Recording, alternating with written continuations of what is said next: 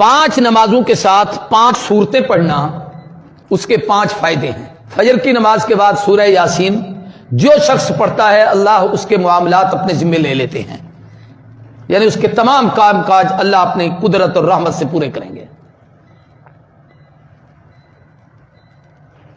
ظہر کی نماز کے بعد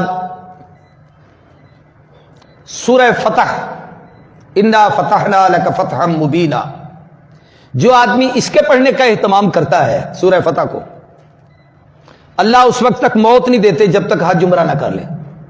تجربہ کر لو۔ حضرت درخواستی کے ایک پرانے شاگرد تھے، مولانا قدرت اللہ، فورٹ عباس کے تھے۔ میں وہاں تقریر کرنے گیا، معذور تھے، ایک بازو ان کا نہیں تھا، یہاں سے کٹا ہوا تھا۔ میں نے اس تقریر میں یہ وظیفہ بتایا کہ آپ لوگ اس صورت کا اہتمام کریں، اللہ حج عمرے کی سعادت نصیب کریں گے۔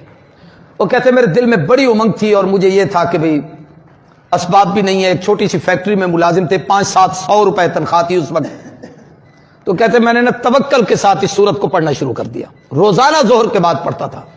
سال نہیں پورا ہوا تھا پڑھتے پڑھتے، کہ لگے فیکٹری مالک نے ایک دن مجھے بلا کے کہا مولانا صاحب آپ کا وہ پاسپورٹ وغیرہ بنا ہوا ہے۔ میں کہ جی غریب آدمی ہوں، میں نے کوئی باہر سفر پہ جانا ہے کہ پاسپورٹ بنوں؟ کہ لگے نہیں میں پیسے دیتا ہوں، آپ پاسپورٹ تو بنوائیں، اللہ آپ کے لیے کوئی آسانی فرما دے۔ کہتے جی اس کے پیسوں سے میں نے پاسپورٹ بنوایا، اس نے مجھے پاسپورٹ لے کے جی ویزا لگوا دیا، خرچے بھی دیا، سفر خرچ بھی دیا، ٹکٹ بھی دیا، 10 روپے بھی میرے خرچ نہیں ہوئے، جیسے گیا تھا اسی طریقے سے سفر کر کے واپس آیا، بلکہ وہاں سے اللہ نے جو نعمتیں دی وہ بھی ساتھ لے کے آیا۔ پھر اس نے مجھے فون کر کے کہا مبارک ہو، میں نے اس صورت پہ عمل کیا، اللہ نے میرا کام بنا دیا۔ راولپنڈی کے ہمارے ایک دوست تھے، اس نے ایک دفعہ مجھے فون کیا کہ میں نے اس صورت کو ظہر کے بعد پڑھنے کا اہتمام کیا، تو کچھ عرصے کے بعد سعودی عرب سے میرے ایک عزیز کا فون آیا کہ میں آپ کو سپانسر بھیج رہا ہوں، آپ عمرے کے لیے آئیں۔ تو میں پڑھتا تھا روزانہ اس صورت کو، اس کا پیغام آ گیا، میں نے تیاری کی، میں عمرے پہ چلا گیا، پیسہ اس نے بھیج دیا تھا۔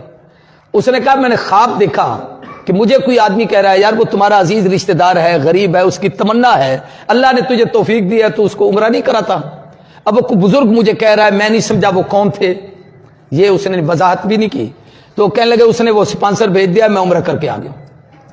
یہ تجربات ہوتے ہیں، تو اگر اعتماد سے آدمی کرے تو فائدہ ہوتا ہے۔ عصر کی نماز کے بعد سورہ نبا، عما یتساءلون پارے کی پہلی سورت۔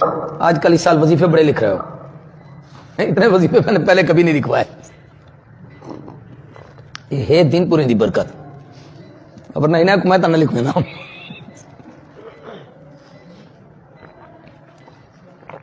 کچھ وظیفے میاں صاحب کے پاس بھی ہیں، وہ ان سے پوچھنا، جس کی شادی نہ ہو نا یہ تویز دیتے ہیں۔ دین پور میں ایک جمعرات ہوتی ہے، اس کو کہتے ہیں چھڑے دی جمعرات، چھڑے سمجھتے ہو اکیلے جو ہوتے ہیں۔